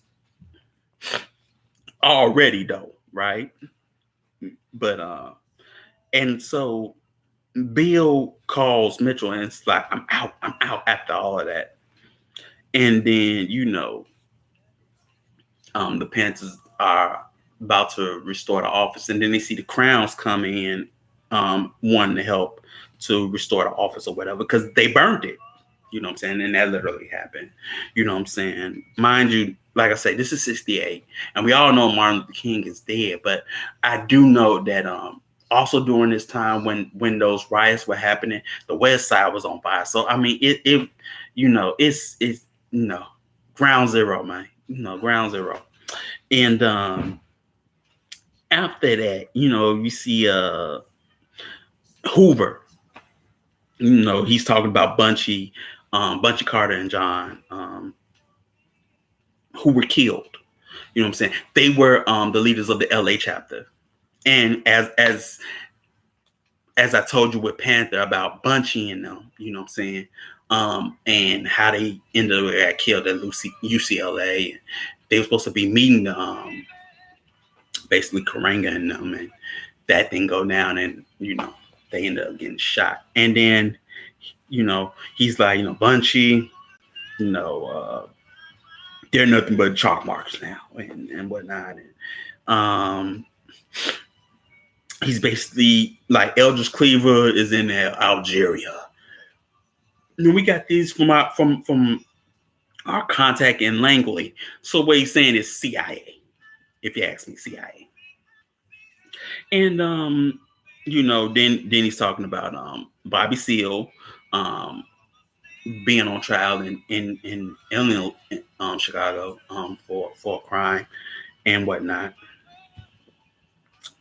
And after that, Hoover talks to Mitchell and was like, what would you do, if your daughter brought home a Negro? And he's like, wait, what? She's like, his daughter's 6 months old or whatever. And he's like, well, what will you do when your daughter bring home a Negro? She's like, well, she won't do that. He was like, why wouldn't she? He was like, what does all this have to do with my daughter? Sir. And he basically, is saying, what we're fighting against is rape and pillage and all this anarchy and stuff, and the survival, basically genetic survival. We're just gonna say that genetic survival is it. The way he was describing it, it was something out of Birth of a Nation. But he is that. Hoover is that old to know that movie. But the old Birth of a Nation, not the new Birth of a Nation, but the old Birth of a Nation, where if you ever seen the movie, colored troops, apparently raping, pillaging, whatnot, raping white women, and but yeah, basically he's talking about genetic survival. We all know that, and hey, Dr. Francis Cress Wilson told us, what I'm saying, that's really what it's always been about. Go get a book. I mean, ISIS papers. I don't need to tell you anymore. Y'all already know. And so after that, what I'm saying, Hampton gets out because the Illinois Supreme Court is reviewing this case. What I'm saying? And he gets out and he sees Deborah. Like I say, what I like about this is the background music, because that piano, I like that piano score. That they play at that time. It's very true to the scene. What I'm saying? He sees her pregnant, big belly and all, and he's having the kiss and whatnot. And then, he gets in the car, and then they go back to the west side of Panther quarters and whatnot. They used to fear to push things into action. It's the main tactic they use. Yeah, even on their own. Yeah, of course. Because that's the big fear, what I'm saying? But whatever, what I'm saying? But then what happens when your daughter does bring home a Negro? You adapt to the situation. Oh, yeah, they're going to do it, but he's not going to be solid. He's, we don't care anymore. As long as there are not too many of them. Whatever, I don't know. It is what it is, But he goes back to Panther, of course, and it's been redone, refurbished, or whatever. And he's like, I don't know, anywhere there's people, there's power. I thought anywhere there's people, there's truth. Or whatever, because power equals truth or whatever. And, they, basically have a welcome home party for Fred. And then they find out that Jimmy was killed. He was killed by the police or whatever. And, Jake can't take it and he just walks out. You know what I'm saying? Then the chairman speaks at a church. You know what I'm saying? And whatnot. and it's a multiracial crowd and whatever. Um, what's interesting is that the church they're at, I've actually been to. I was like, oh, I know where that's at. Because I actually been there, you know what I'm saying? I had family members that go there. So and one thing that I used to always remember about that place. One is the columns. They had like Greek style columns. It was white at that time, Greek style columns, and the ceiling, and things of that nature,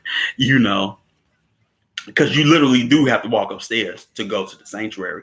But that place I used to always marvel at it as a kid, which was interesting.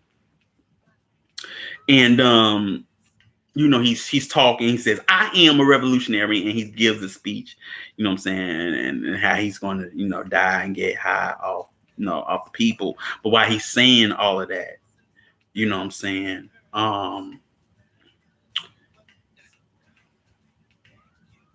Bill sees Mitchell in the audience. You know what I'm saying? And Bill's asking, yelling like, yeah, doing what he do.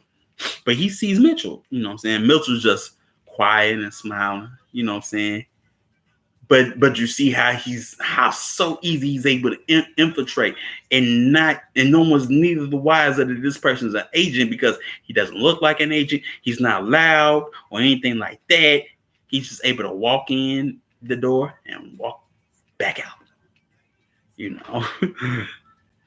So that was interesting, in that sense. And so after that, Jake, he goes to talk to the janitor, that was working at the hospital where Jimmy was, and ask about Jimmy's death. And what I like about that scene, because the janitor's like, man, he gone so well, and he's like, look, I'm hungry and I'm cold. You know what I'm saying? And whatnot. And this is West Side. He's like, man, you get your go away. He pushes him out the way, and then he sees that he got a gun under his coat. And he's like, man, I just want to know what happened to my boy. And then he ends up calling the cops on Jake. And so Jake runs, you know what I'm saying? And after that, we see Deborah questioning, or basically Fred finding her diary, and she's questioning if she's going to be a bad mother or not. And then here she goes. Yeah. Here she goes talking about, you don't got to worry about a life inside you. You can die for the people and all this. It's just like, okay, well, yeah, we can already see the ideology from that. And so he was like, man, I dedicate my life, to the people. And when I say dedicate my life, I dedicate my life. You know what I'm saying? That's basically my calling or whatever. And, he asked, do you regret having my baby or whatever? And, she reads to him a poem or whatever. And as that's going on, Jake is being chased by the police. And I like this scene because Jake is like on Call of Duty, type of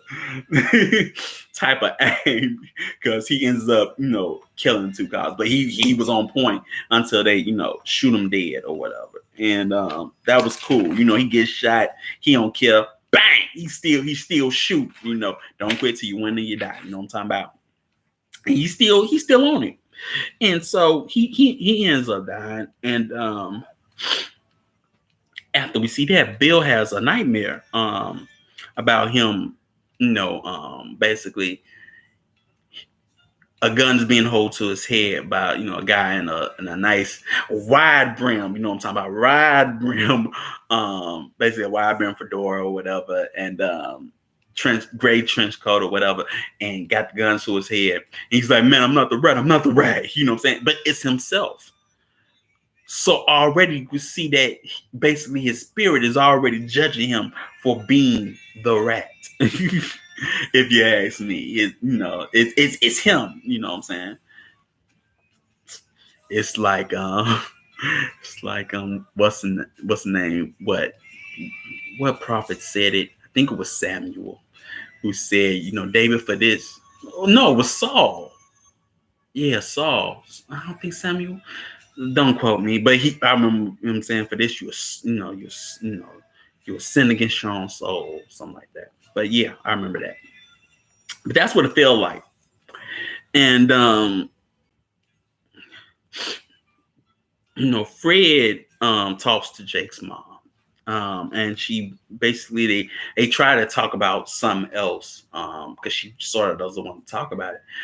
But she's like, man, they call my son a cold-hearted killer, and he did that, but that's not his own. That's not all that he was or whatever.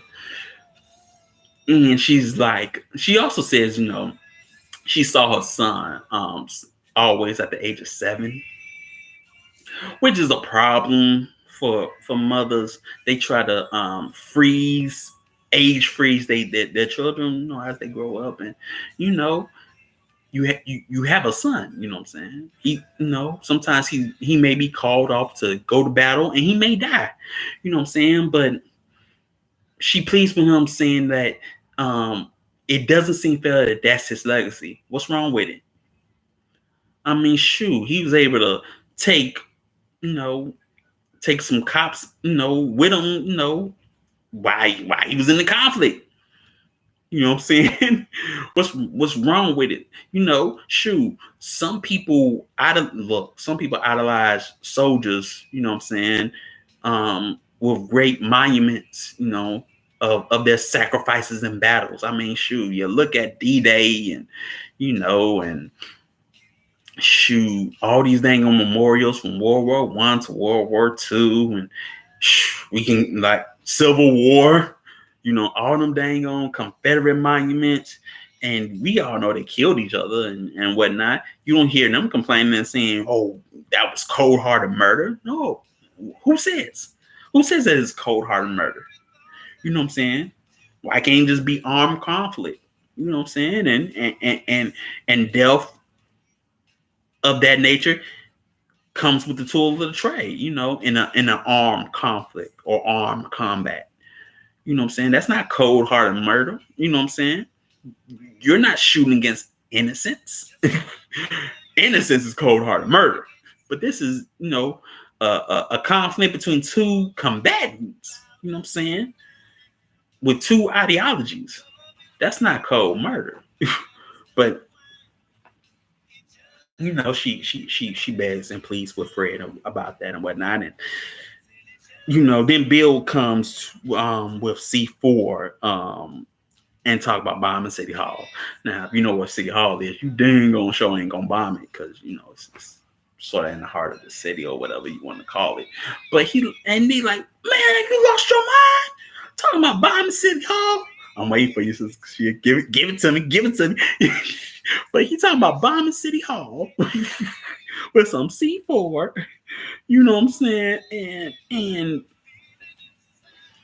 Fred like, nah, man, nah, we ain't doing that. Are you crazy? You saying, oh, I thought, we gonna get, killing more pigs is killing more pigs is complete satisfaction, or whatever he said. And after that, Fred about to throw hands on him. What? You know what I'm saying? Ain't y'all this? Ain't y'all that? He's still talking loud. He's still doing this. You know what I'm saying? And whatnot. And so basically, Rush and Fred, because Rush was holding him back, they leave. They leave him, and he still talking all loud and whatnot. And then come to find out, once he get in his car, he had a bug on him. So he was trying to basically get them to, entrap them in a sense where they were talking about how they were going to, blow up City Hall, so he can give it to the feds. You know what I'm saying? Yeah. Sister Moksha, crystallized, especially among mother, and you can't do that. Especially, look, your son's gonna get bruises, your son's gonna get scrapes and pains, and hey, they may end up dying, but you know, that's nothing. There's nothing that you can shield them from. It comes with the territory. You know, when I wore a uniform, death was a part of the territory. And I knew that. You know what I'm saying? It comes with the territory, bro. It just comes with the territory. You wear a badge or a uniform, it comes with the territory. That's why I like that part in Cherokee Kid when he says, hey, when you pull a gun, I always plan on dying. But hey, it is what it is. I just couldn't understand that. You know what I'm saying? But he was angry that his ploy didn't work because, mind you, Bill ain't the only informant. You know what I'm saying? There were many. You know what I'm saying? We all know that. You know what I'm saying? You can go to any Panther chapter, I guess, and you can tell that there were many informants. You know what I'm saying? And we find out that Hampton's denied his appeal, and Hoover tells, and Mitchell and them, they're happy, they're celebrating, having beers and whatnot, and then Hoover says, prison is a temporary solution, and then he's already telling them, that ain't the answer I want, and after that, Fred talks to Deborah, and they talk about him until he got pictures of him until, and he was like, mama babysit him, not all the time, but sometimes. And I was like, I don't know if that's true, but Fred's people, well, one, they come from Louisiana, but Fred's people, from Maywood, and Emmett and them are Southsiders. Why would you come all the way? I don't know if that's true, but yeah, you know what I'm saying? I'm like, yeah, Emmett and them from the South, his mom and them Southside. You ain't gonna go all the, you ain't gonna come all the way down there to babysit that boy. I'm just saying. So I don't know if that's true, but I just looked at where each were from, and I was like, I don't believe that. You know what I'm saying? And he talks about that, how that was an imprint on his life or whatever. And then he's like, man, I can protect even my own child. And then Deborah says the party will protect them. Sure. Besides your close friends, really? I don't know. I don't know. You know what I'm saying? But Bill meets Mitchell, and he is told to give a blueprint of Fred's place. And Mitchell is threatened, if he don't do it, he's threatened to expose Bill to the party overnight. And he's like, man, you remember what happened to Alex Rackley and George Sims, you know what I'm saying? What they did to Alex Rackley. Think about what they're gonna do to you, when they find out you're a rat. You know what I'm saying? So and then like I say, first they use his fear of jail, to turn him, you know what I'm saying, which is a tactic. You know what I'm saying? Some guys, easily flip, so they won't have to go to jail. And then they use his fear of being exposed to get him to tell the foreplan, which is another tactic. Yeah, once you get in, it's hard to get out, man. And they worry about, you said that about gangs. Once you get in, you don't get out. But shoot, once you get in bed with the alphabet peoples, the alphabet boys, shoot, they got you. they got you till they say they'll let you go or whatever. And so he gives the floor plan or whatever, and he said that they'll give him money for it or whatever. And so after that, Bill goes to a lounge, and one guy is trying to mac on this chick, and she ain't feeling it. What I really wanted from the scene, even though it was good, I wanted that old school stepping. I want to see some stepping. I want to see some walking, some bopping, because that's those were the dances before stepping. But I want to see some bopping or some walking somewhere. This is home. So at this time, for me, it's like this is the home of Soul Train. For those that don't know, Soul Train was based in Chicago before West Coast. Because Don Cornelius is from here. So I was looking for some type of dancing, what I'm saying, and I didn't get it. But the homie that was dressed to the nines, what I'm saying, got the wide brim and the pinstripes, what I'm talking about, looking fresh, he looking fresh, what I'm talking about, and he tried to back on a chick and whatnot, and she wasn't feeling it, and then she goes over to Bill and says her name is Darlene. Now for me, I don't say Darlene. I say like my people's Darlene. That's Darlene. Hey Darlene. She's being back though about Darlene. And she say, well, what do you do? And he's like, I used to work for the FBI. And she's like, well, why don't you top me off? And then I'll come back alienness. You know what I'm saying? Like she don't believe me. And then homie that was just talking to her approaches him. And he's like, hey, and woo. And Fred's like, well, not Fred, but Bill's like, man, I don't know what you're talking about. And he's like, yo, Mitchell warned me about you.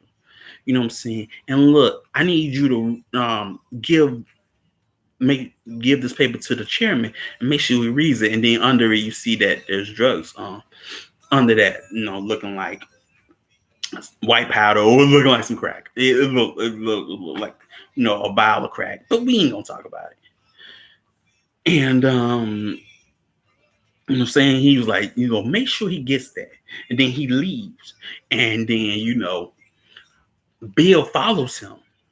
Yeah, Darlene. Look, you actually spell it, but I would have spelled it with an H. But Darlene, yes. Darlene. And he followed him, man. Are you an agent? Show me your badge. He keeps on saying that, man. And he reaches in his pocket and he takes out a badge. And inside that badge, he drives off, right? But inside that badge, because while he's out there, he says, look, he gonna go either way, but at least he'll go, quiet and slowly. So you need to feed that to him. And but inside that badge, as he's driving off, is Bill's fake FBI badge. It's his badge. And after that, we go to Fred's apartment, and the Crowns give Fred some money to run from jail, and then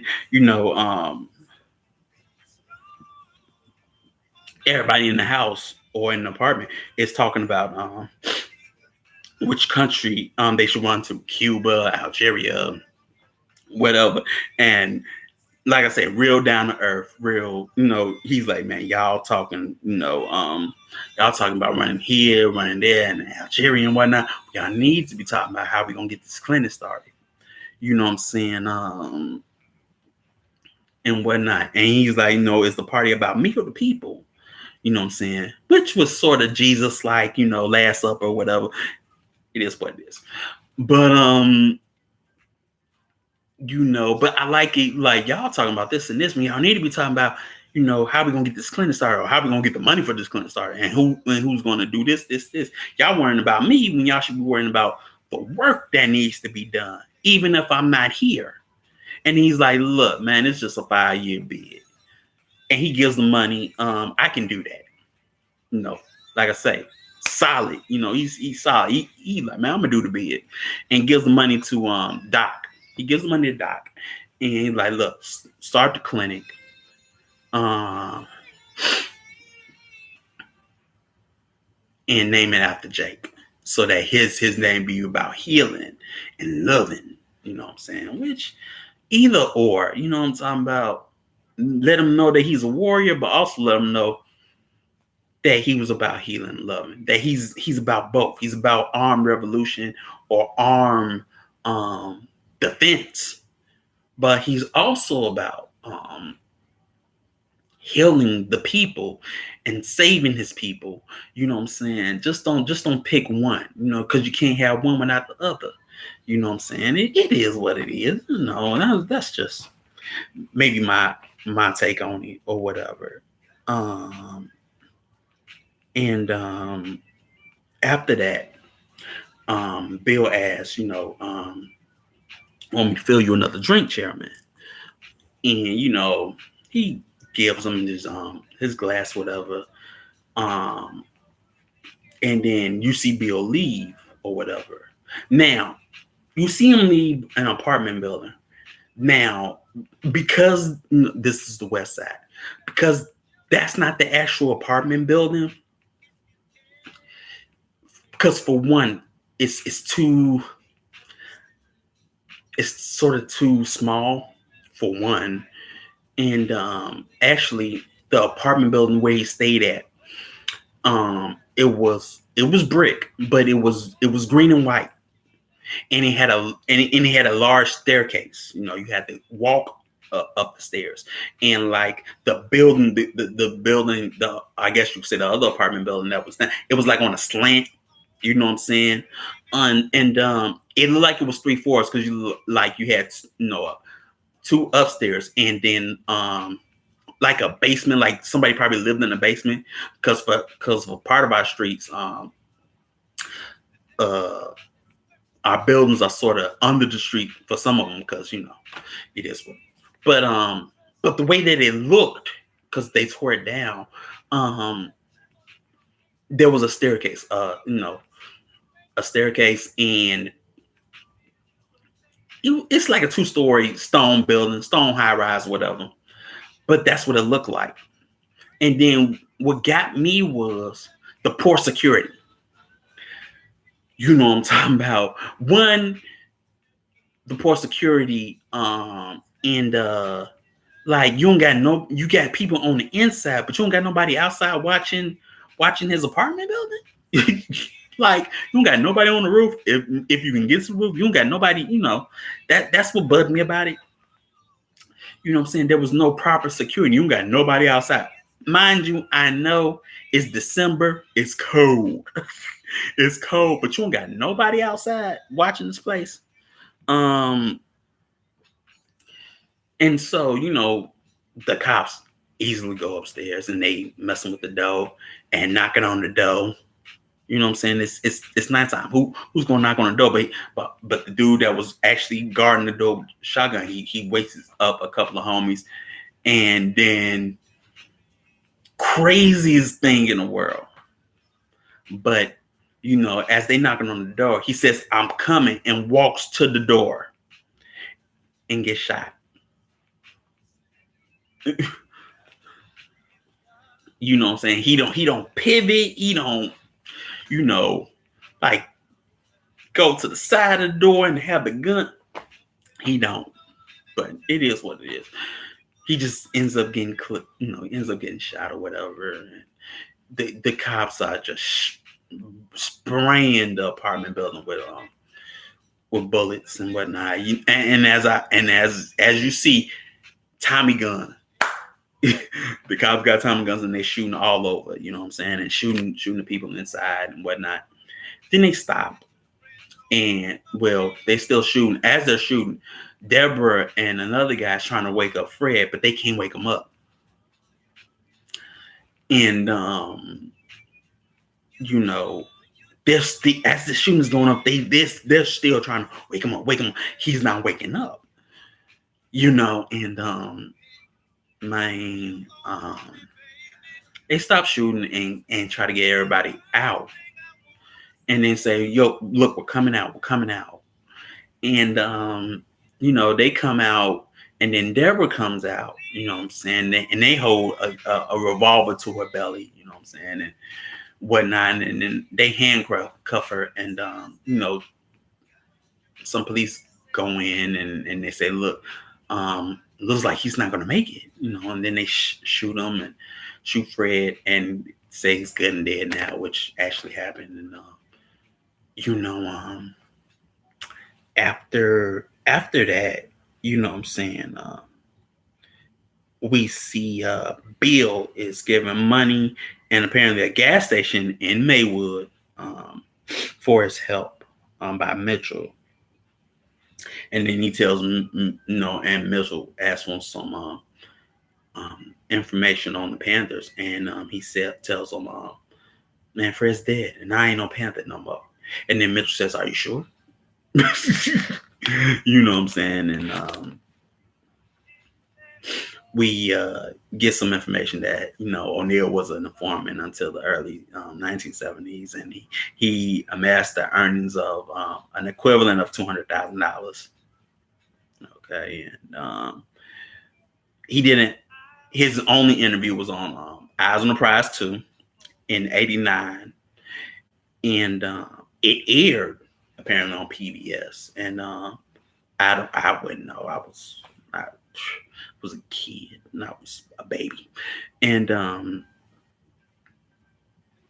it aired Martin Luther King's birthday in 1990, and that day he committed suicide. Yeah, apparently.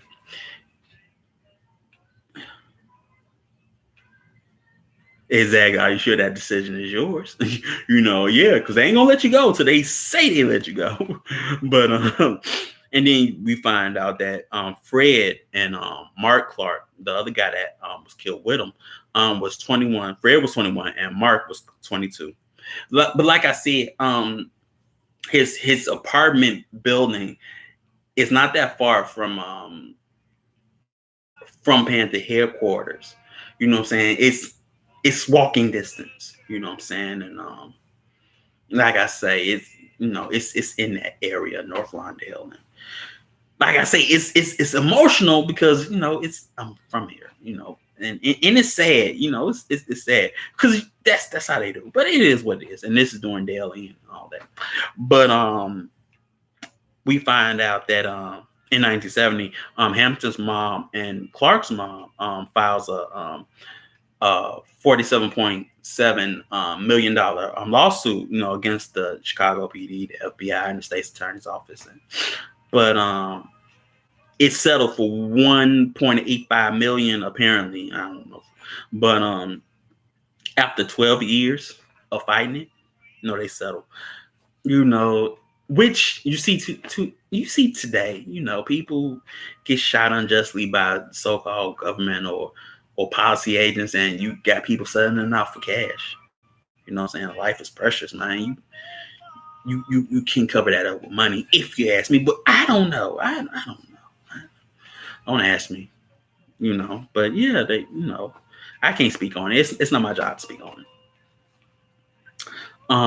And then we see, Deborah remained apparently a part of Panthers till it was dissolved in 1978.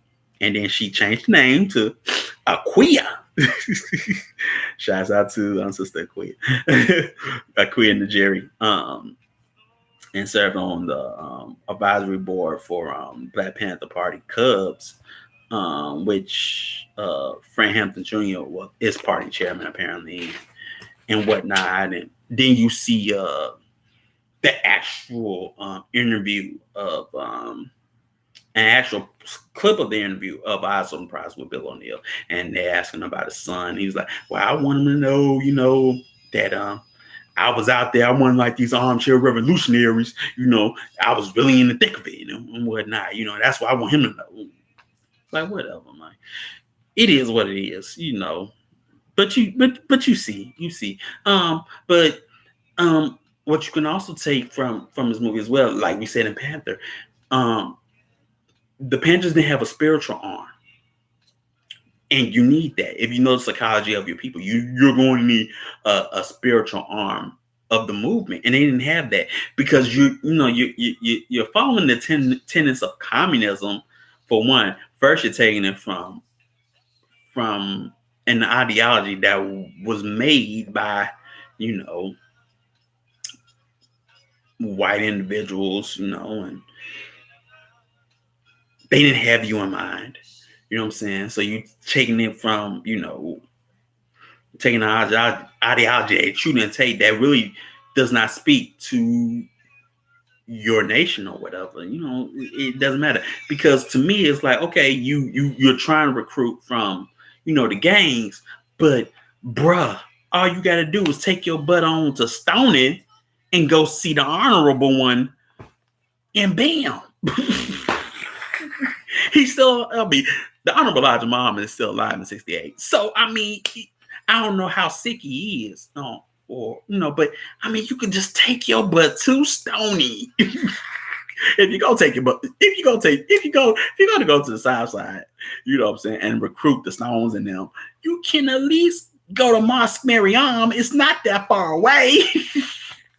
And say, hey, let me talk to the, let me talk to the honorable one or whoever, and let's talk about a partnership. And there you got some sort of spiritual armor. You ain't got to talk to, certain nefarious characters, but you could talk to, somebody who's on the level. Yeah.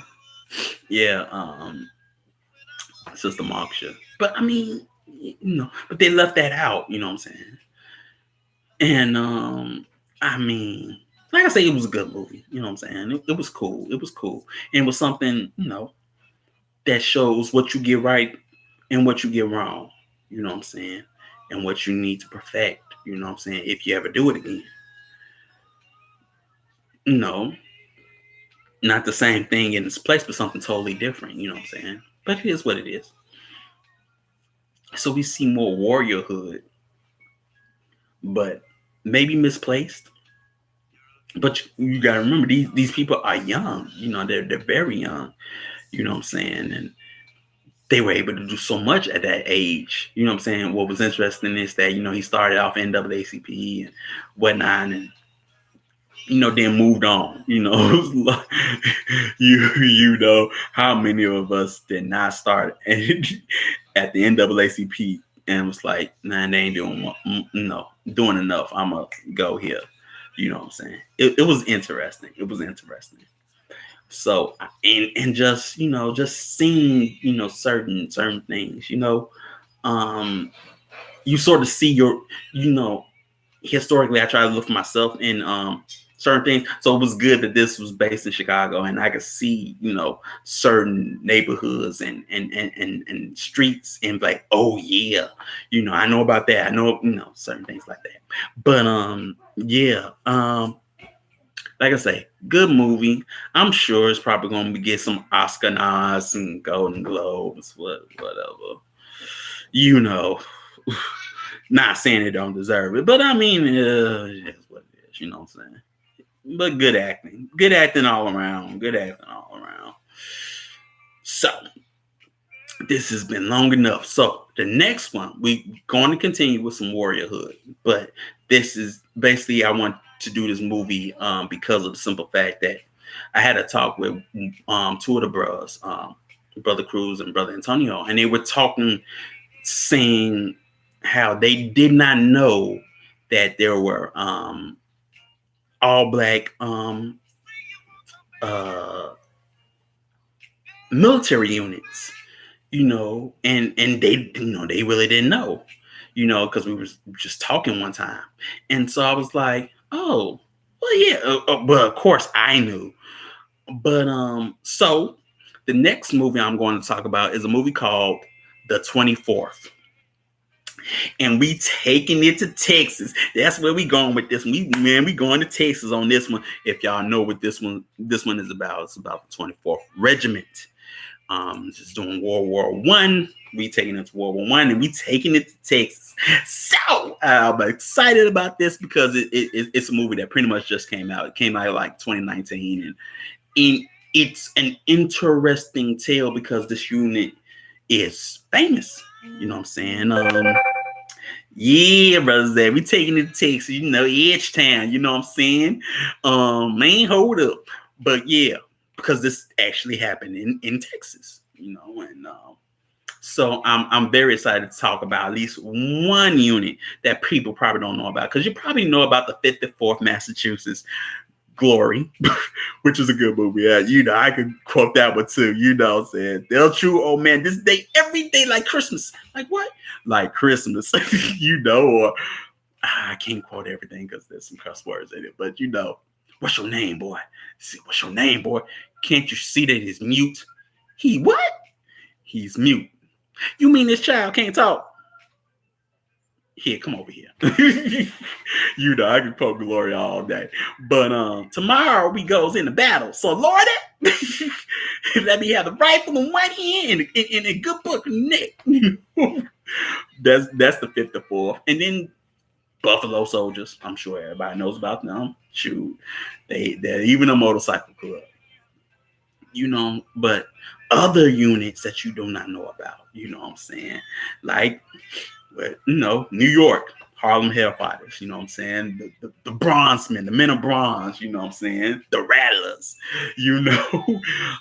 so many. So we gonna talk, we are gonna talk about one such regiment and one such all-black regiment and what happened in Texas when they came down there. That's going to be fun because you get to know some history and whatnot. Because sometimes everything, and it's a good period of time because it's during World War I and whatnot, during a racial unrest, especially during the turn of the century.